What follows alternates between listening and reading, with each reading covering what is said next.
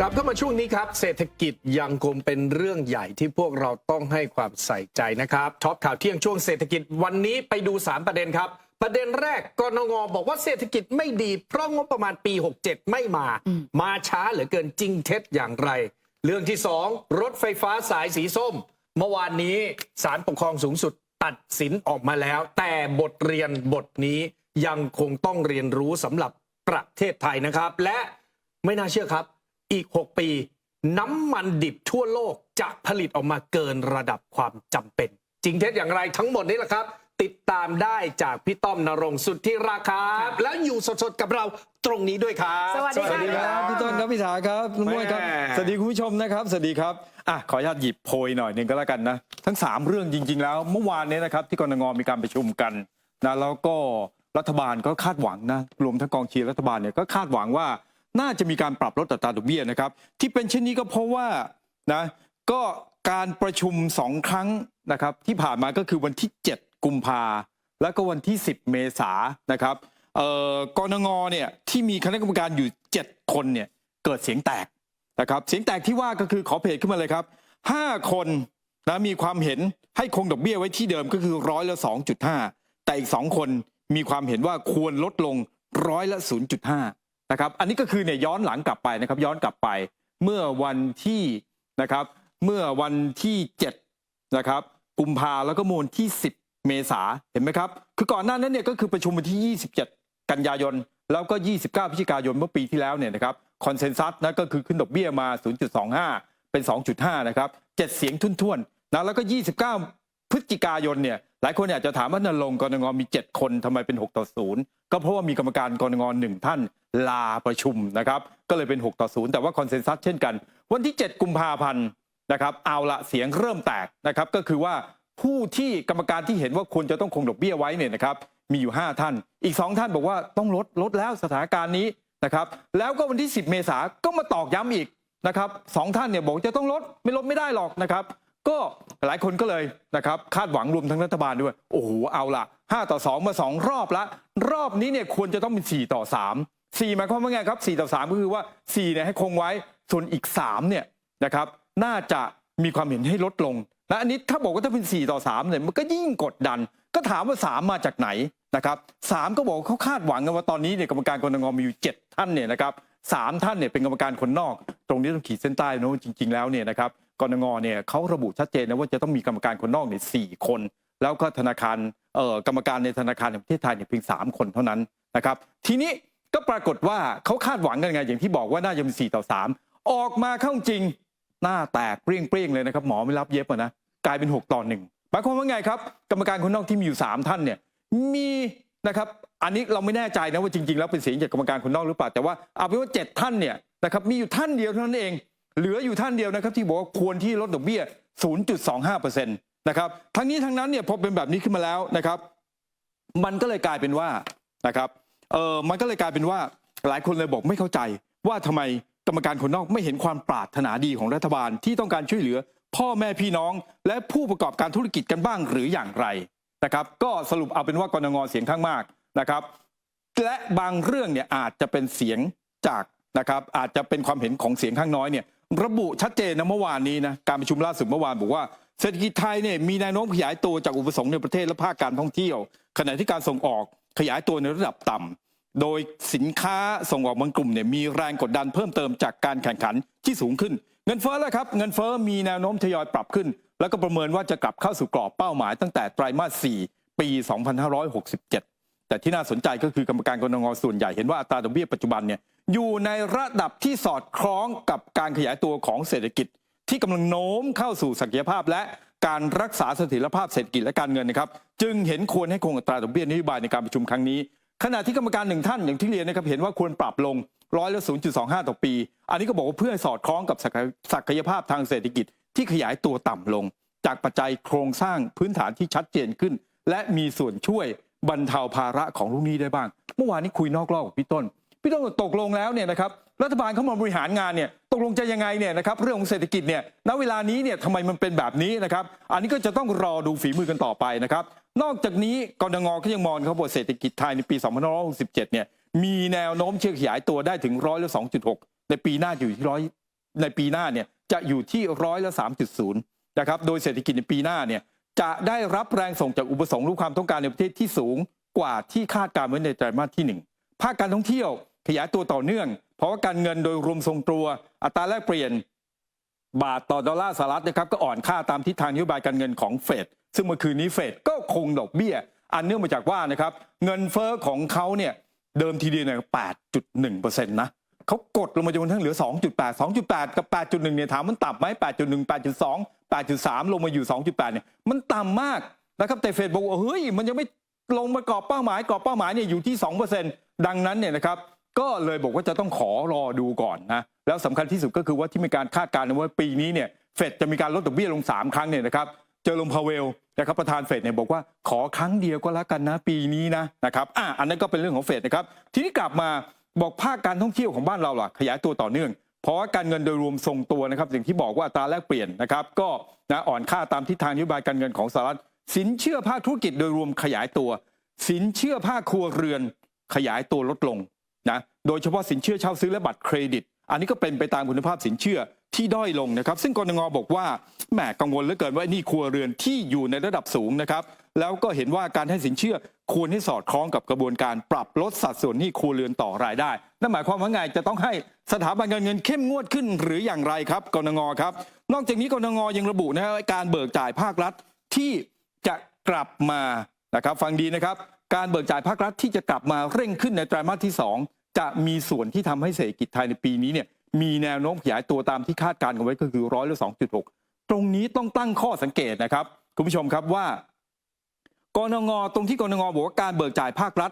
จะกลับมาเร่งขึ้นในไตรมาสที่ 2นั้นเนี่ยเข้าใจว่ากนงเนี่ยคงไม่ได้หมายความว่ารัฐบาลไม่มีเงินหรือไม่มีงบประมาณในการขับเคลื่อนในการบริหารประเทศหรือเปล่านะครับเพราะว่ารัฐบาลเองเนี่ยรวมทั้งบรรดากองเชียร์รัฐบาลนักวิเคราะห์นะครับขีดเส้นใต้นะว่านักวิเคราะห์ต่างๆเนี่ยมันจะบอกว่ารัฐบาลทำอะไรไม่ได้เลยเพราะไม่มีงบประมาณนะครับในช่วงก่อนหน้านี้นะก็คือในช่วงที่เข้ามาบริหารราชการเนี่ยนะครับแล้วก็ในข้อมูลเอกสารกนงเมื่อวานนี้ที่นำออกเผยแพร่ขึ้นมาเลยครับเพจครับบอกว่ายังแสดงเห็นนะบอกว่าจนกระทั่งถึงเดือนมีนาคม2567เนี่ยรัฐบาลเบิกจ่ายเงินในรอบปีงบประมาณด้วยการไปเบิกงบปี2566ไปพลางก่อนหรือว่า FY24 นะครับ FY24 เนี่ยนะครับไปเพียงแค่ 11% เท่านั้นดูนะครับซ้ายมือที่ผมขีดเส้นสีน้ำเงินไว้นั่นนะครับทีนี้ก็มาเปรียบเทียบสิว่าสุดท้ายแล้วมันจริงเหรอผมก็ไปรื้อดูมันไม่ใช่นี่นะเพราะว่าในช่วงเดือนตุลาคมปี2566ถึงกุมภาพันธ์2567เนี่ยนะครับรัฐบาลชุดนี้เนี่ยเบิกเงินไปแล้วเนี่ยถ้าเทียบกับงบประมาณก้อนแรกนะหรืองบประมาณเดือน 3.48 ล้านบาทเนี่ยเบิกไปแล้วถึง 37.42% คุณผู้ชมครับเห็นไหมครับนั่นน่ะ2566/67เนี่ยเบิกเป็น 1.302 ล้านเท่ากับ 37.42% ของงบประมาณในปีนี้นะครับเทียบกับปี66ล่ะ66ในช่วงเวลาเดียวกันก็คือตุลานะครับถึงกุมภาพันธ์เนี่ยก็เบิกไป1.4 ล้านนะครับ 1.4 ล้าน65ล่ะก็ 1.3 ล้านโอ้โหมันต่างกันมากน้อยแค่ไหนยังไงนะครับแล้วถามว่ารัฐบาลบอกว่าไม่มีเงินเป็นไปได้ไงนอกจากนี้นะครับในเอกสารการประชุมนะครับของคณะรัฐมนตรีนะครับก็คือนี่แหละนโมนที่4นี่แหละเขาก็ยังอธิบายลงไปในรายละเอียดอีกชัดเจนเลยครับว่าไอ้เงินพวกนี้นะครับเอาไปทำอะไรบ้างใช้ในโครงการไหนอย่างไรแบบใดนะครับแต่ว่าอย่างไรก็ตามหลังจากที่งบประมาณปี2567นะอันนี้งบประมาณจริงแล้วนะประกาศในราชกิจจาเมื่อ26 เมษายนสำนักงบประมาณก็รายงานต่อที่ประชุมคณะรัฐมนตรีเมื่อ21 พฤษภาคมที่ผ่านมานะครับบอกว่าโอ้โหงบที่ได้มาเหรอ 3.48 ล้านโอ้ยจัดสรรไปแล้ว 99.37% นะครับรวดเร็วปานกามนิตหนุ่มนะแล้วก็เบิกจ่ายไปแล้วเนี่ย 50.61% เห็นไหมครับเร็วมากถามว่าทำไมต้องเร็วแบบนี้นะครับ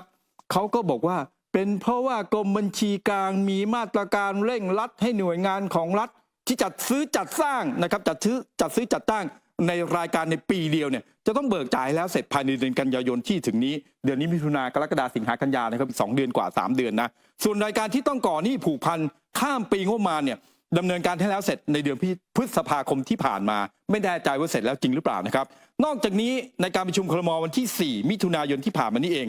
ที่ประชุมได้มีมติเห็นชอบวงเงินงบประมาณรายจ่ายเพิ่มเติมของปี2567จำนวน 1.22 แสนล้านนะครับสำหรับเป็นงบกลางเพื่อเอามาใช้จ่ายนะครับใช้คำว่าเป็นรายการค่าใช้จ่ายเพื่อกระตุ้นเศรษฐกิจแล้วก็สร้าง ความเข้มแข็งของระบบเศรษฐกิจอันนี้ก็คือนะครับเรื่องของเงินดิจิทัลนั่นเองนะครับโดยสำนักงบประมาณบอกว่ามีแหล่งเงินจากการจัดเก็บรายได้ ซึ่งเดิมไม่ได้กำหนดไว้ในประมาณการเพิ่มเติมอีก 10,000 ล้านบาทแล้วก็จะต้องมากู้เพื่อชดเชยการขาดดุลอีก 112,000 ล้านนะครับเอาเพจมานะครับอีก1เพจนะครับทีนี้ก็ถามว่าตกลงแล้วเนี่ยไอ้ 1.22 แสนล้านเนี่ยนะครับที่บอกว่าจะนำมาใช้ในโครงการดิจิทัลวอลเล็ตแล้วก็บอกเป็นการเพิ่มงบไม่ครับเพจสุดท้ายครับแล้วก็บอกเป็นการเพิ่มงบนะเป็นการเพิ่มงบขึ้นมาเพื่อมาใส่ในดิจิทัลวอลเล็ตเนี่ยนะครับรัฐบาลมีเงินอยู่แค่10,000 เดียวเองนะครับดังนั้นนะครับเบ็ดเสร็จแล้วเนี่ยการบริหารจัดการงบประมาณในปี 2567 หลังจากเพิ่มวงเงินขึ้นมาอีก 1.22 แสนล้านบาทเนี่ยนะครับไปดูซิไปทำอะไรบ้างนะครับเขาก็กู้และกู้จนณเวลานี้นะครับกรอบวงเงินกู้ที่เหลืออยู่ของรัฐบาลชุดนี้ในงบประมาณปี 2567 เหลือเท่าไหร่รู้ไหมครับคุณผู้ชมครับ 10,056 ล้านบาทถ้ามันอึกอักอะไรขึ้นมาในประเทศไทยจะทำยังไงนะครับประเทศไทยจะทำยังไงแล้วอย่างที่บอกเมื่อวานนี้งบกลางนะครับแล้วก็ไอ้เงินที่จะมาใช้ในโครงการดิจิทัลวอลเล็ตมันยังนัวยังเบอร์อยู่นะว่าใช่หรือเปล่านะครับเพราะฉะนั้นเรื่องนี้นะครับใครจะมาบอกว่ารัฐบาลไม่มีงบประมาณนะครับในการใช้จ่ายในการบริหารประเทศชาติตั้งแต่แรกที่เข้ามาไม่จริงนะครับไม่จริงวันนี้เรารู้ร่วมกันแล้วนะครับไปหาข้อมูลมานะครับอันนี้ก็เป็นหนึ่งเรื่องนะครับที่บอกว่าต้องติดตามดูกันเรื่องที่2ครับเรื่องของรถไฟฟ้าสายสีส้มอันนี้เห็นแล้วมันเป็นบทเรียนที่ต้องเรียนจริงๆนะ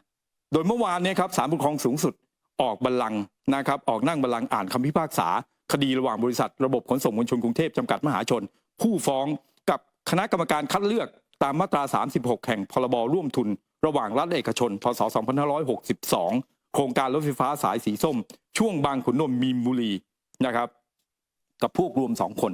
สรุปสาระสำคัญนะครับของคำพิพากษาเมื่อวานนี้ศาลปกครองสูงสุดมีคำสั่งยกคำร้องของผู้ร้องและยืน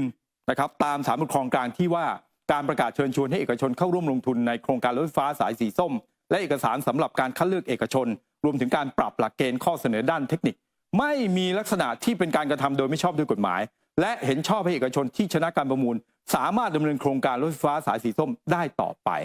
นะเรื่องนี้เนี่ยดร.สามารถราชพลสิทธิ์นะครับในฐานะที่เป็นอดีตรองหัวหน้าพรรคประชาธิปัตย์อดีตรองผู้ว่าราชการกรุงเทพมหานครอดีตสสบัญชีรายชื่อพรรคประชาธิปัตย์โพสต์เฟซบุ๊กเมื่อวานนี้น่าสนใจมากนะครับออกมาบอกเลยบอกว่าผลจากการแก้ไขหลักเกณฑ์และเงื่อนไขในการประมูลเนี่ยทำให้ประเทศไทยและคนไทยสูญเสียโอกาสอย่างมากมายนั่นก็คือนะครับบอกว่าความสูญเสียจากการที่ไม่สามารถเปิดเดินรถไฟฟ้าสายสีส้มตะวันออกได้นะครับโดยบุกแม้ว่าการก่อสร้างรถไฟฟ้าสายสีส้มตะวันออกจะเสร็จสิ้นแล้วก็ตามแต่ยังไม่สามารถเปิดให้บริการได้เนื่องจากไม่มีผู้เดินรถนะครับถ้าจำไม่ผิดเนี่ยนะเขาจะให้ผู้ที่ประมูลสร้างนะครับฝั่งตะวันตกเนี่ยนะครับได้สิทธิ์ในการเดินรถด้วยนะเพราะฉะนั้นเนี่ยฝั่งตะวันตกไม่จบนะครับเดินรถก็เดินไม่ได้นะครับอันนี้ก็เลยมีประเด็นนะครับอย่างไรก็ตามแล้วเวลานั้นนะครับคือการประมูลเนี่ยมีปัญหาฟ้องร้องกันอยู่ทำให้ไม่สามารถหาผู้เดินรถได้นะครับดังนั้นจากเหตุการณ์ที่เกิดขึ้นนะครับรฟม.จึงได้มีการประเมินความเสียหายนะครับกรณีที่เปิดให้บริการรถไฟฟ้าสายสีส้มตะวันออกล่าช้านะครับบอกว่าประเทศเนี่ยจะเสียหายสูงถึง 43,000 ล้านบาทนะครับประกอบด้วยอะไรบ้างนะครับเอาเพจขึ้นมาเลยครับค่าดูแลรักษาโครงสร้างงานโยธาส่วนตะวันออก495 ล้านนะครับอันนี้ก็จะแบ่งนะบอกว่าจะต้องไปดูแลสถานียกระดับ7 สถานีเป็นเงิน103 ล้านนะครับแล้วก็บอกว่าจะเป็นเรื่องของค่าเสียโอกาสนะครับจากการเก็บค่าโดยสารจากรถไฟฟ้าสายสีส้มตะวันออกนะครับ 1,764 ล้านนะครับแล้วก็ยังมีค่าเสียโอกาสทางเศรษฐกิจอีก 46,44 ล้านบาทนะครับอันนี้บอกว่ารฟม.ได้มีการประเมินค่าเสียโอกาสทางเศรษฐกิจจากการประหยัดเวลาเดินทางการประหยัดค่าใช้จ่ายในการใช้พาหนะและการลดมลพิษเนี่ยนะครับสูงถึง 46,44 ล้านบาทนะครับอย่างไรก็ตามนะดร.สามารถท่านก็ยังบอกนะครับบอกว่าบทเรียนจากการประมูลรถไฟฟ้าสีส้มตะวันตกเนี่ยนะครับการไม่ยึดมั่นในเกณฑ์ประมูลนะครับในช่วงเวลาสั้นๆเพียงแค่2 สัปดาห์ก็คือมีการเปลี่ยนแปลงทั้งที่รฟม.เนี่ยนะครับได้ใช้เวลาศึกษาอย่างละเอียดรอบคอบเกือบ2 ปีแล้วถึงออกหลักเกณฑ์มาได้แต่สุดท้ายนะครับเบ็ดเสร็จแล้วก็คือล้มประมูลเสร็จสับเรียบร้อยไม่เท่าไหร่ครับกลับมาใช้กฎเกณฑ์มันหมายความว่ายังไงนะครับก็หมายความว่าเกณฑ์เดิมเนี่ยที่ใช้อยู่นะแต่แรกเนี่ยมันดีอยู่แล้วแต่เกณฑ์ใหม่ที่ได้รับการเปลี่ยนตามการร้องขอของใครก็ไม่รู้เนี่ยครับมันไม่เหมาะสมไงเลยทำให้เกิดการฟ้องร้องหลายคดีเป็นเหตุให้โครงการล่าช้า เหล่านี้เนี่ยถือเป็นบทเรียนสำคัญที่จะต้องไม่ให้เกิดขึ้นอีกในอนาคต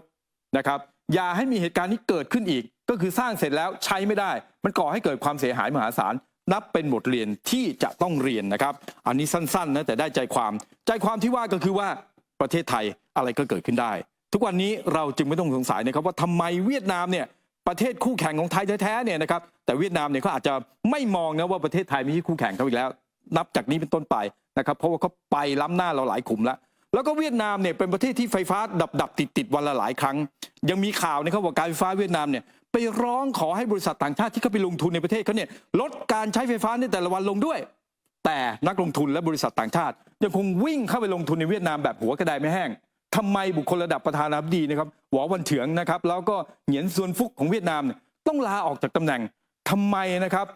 เวียดนามเนี่ยจึงสามารถใช้กฎหมายจัดการกับนางเจืองมีลานผู้มีบารมีในเวียดนามได้หลังจากที่เธอถูกกล่าวหาว่ายักยอกเงินจำนวนที่สูงถึง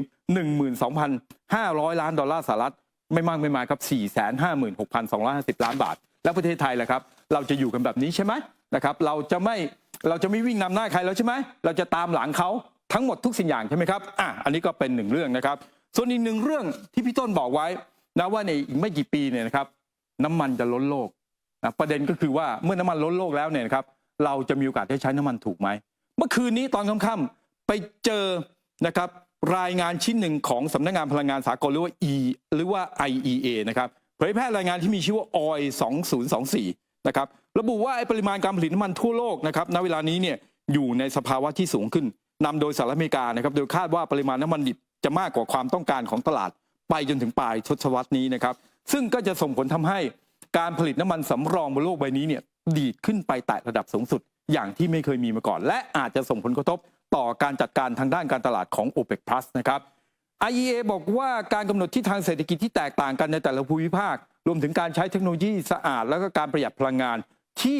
มีมากขึ้นส่งผลให้ความต้องการใช้น้ำมันชะลอตัวลงอย่างมีนัยสำคัญและสถานการณ์ที่ว่านี้เนี่ยจะดำเนินต่อไปจนถึงปี 2573 นะครับความเติบโตความต้องการน้ำมันนะครับจะชะลอตัวลงก่อนที่จะแตะระดับสูงสุดที่ประมาณสัก106 ล้านบาร์เรลต่อวันภายในปี 2573 นี้สำคัญที่สุดก็คือว่าในปี 2573 เนี่ยกำลังการผลิตน้ำมันโลกจะเพิ่มขึ้นแตะเกือบ114 ล้านบาร์เรลต่อวันขณะที่ในเวลานั้นเนี่ยก็คือปี 2573 เนี่ยนะครับความต้องการน้ำมันทั่วโลกเนี่ย IEA คาดการณ์ไว้บอกว่าต้องการเพียงวันละ8 ล้านบาร์เรลแต่ผลิตได้ถึง114 ล้านบาร์เรลสถานการณ์นี้จะส่งผลให้กำลังผลิตน้ำมันสำรองแตะระดับสูงสุดอย่างที่ไม่เคยมีมาก่อนนะครับอันนี้ก็น่าสนใจแล้วก็บอกแม้ว่าประเทศเศรษฐกิจเกิดใหม่นะครับอย่างเอเชียโดยเฉพาะจีนและอินเดียจะมีส่วนช่วยทำให้ความต้องการของน้ำมันโลกเติบโตขึ้นเนี่ยแต่ในทางตรงกันข้ามนะครับความต้องการน้ำมันในประเทศที่พัฒนาแล้วเนี่ยกลับจะลดลงอย่างรวดเร็วนะครับ IEA จึงเตือนบรรดาบริษัทผู้ค้าน้ำมันรายใหญ่ให้เร่งปรับกลยุทธ์ทางธุรกิจเพื่อสอดคล้องกับการเปลี่ยนแปลงที่เกิดขึ้นนะครับแล้วก็รายงานฉบับนี้นะครับ OIL 2024 เนี่ยมีขึ้นขณะที่ประเทศต่างๆเนี่ยกำลังมีความพยายามที่เปลี่ยนผ่านจากการใช้เชื้อเพลิงฟอสซิลหันไปส่งเสริมการใช้เทคโนโลยีสะอาดและก็ประหยัดพลังงานเนื่องจากการเผาไหม้เชื้อเพลิงฟอสซิลเช่นถ่านหินน้ำมันก๊าซนะครับเป็นสาเหตุหลักที่ทำให้เกิดวิกฤตทางสภาพภูมิอากาศนอกจากนี้การประชุมคอปนะครับหรือว่า Conference of the Party นะครับครั้งที่ 28 ณ นครดูไบเมื่อปลายปี 2566 ที่ผ่านมายังมีฉันทามติร่วมกันว่าภายในปีคศ 2050 หรือปีพศ 2593 โลกจะต้องยุติการใช้เชื้อเพลิงจากฟอสซิลอย่างสิ้นเชิงนะครับเพื่อลดการปล่อยก๊าซเรือนกระจกคำถามที่ตามมาก็คือแล้วโลกจะไปทางไหนปริมาณแบตเตอรี่รถยนต์ไฟฟ้าที่หมดสภาพจะกลายเป็นขยะกองโตๆชาวโลกจะจัดการยังไงนะครับแล้วก็ประเทศไทยมีการเตรียมตัวไว้แล้วหรือยังครับพี่ต้นครับพี่ถาครับน้องมวยครับครับแม่ขอบคุณครับสุดยอดครับขอบคุณค่ะพี่ตั้มมาสดอย่างนี้ดูกระฉับกระเฉงแล้วรัฐบาลเขาจะว่ายังไงเดี๋ยวเราว่ากันเนาะพี่ตั้มวันหลังเรามาตามกันอีกทีนะครับแต่ขอบคุณนะครับคุณผู้ชมครับและเมื่อสักครู่นี้หลังจากข่าวเที่ยงได้นำเสนอไปแล้วว่าคุณผู้ชมสามารถจะถอดถอนผู้ดำรงตำแหน่งทางการเมืองได้พี่สถาพรก็ฝากไปถึงวันนี้ก้าวไกลโกหกอะไรทันทีครับ